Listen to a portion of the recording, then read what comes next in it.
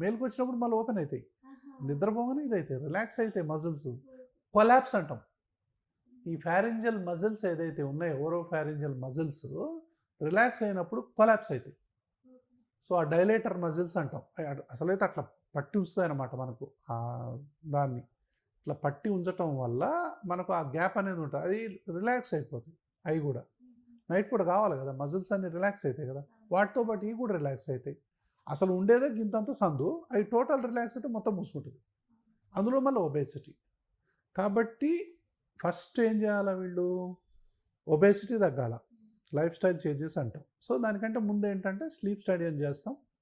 తర్వాత ఎవరికి ఎక్కువ ఉంది అనేది చూసి దానికి రకరకాల ట్రీట్మెంట్స్ ఉంటాయి. సో మైల్డ్గా ఉందనుకోండి, అప్పుడే వస్తుంటే వెయిట్ తగ్గించుకోమని చెప్తాం.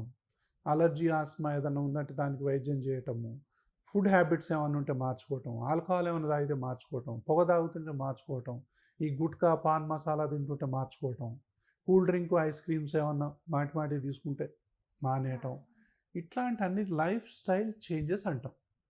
సో మొత్తం మార్చేయాలి మొత్తం. సో చాలా అంటే జాగ్రత్తలు తీసుకోవాలి. మోడరేట్ ఉన్న వాళ్ళకి మెల్లగా ఇంకా ఈ సిప్యాప్ అనేది పెట్టడం జరుగుతుంది. దాంతోపాటు అలర్జీ, ఆస్మా ఉంటే దానికి సంబంధించిన వైద్యం. ఇంకా సివియర్ ఉంటుంది కొంతమంది. సివియర్ ఎంత సివియర్ అంటే కంపల్సరీ సిప్యాప్ పెట్టాల్సింది.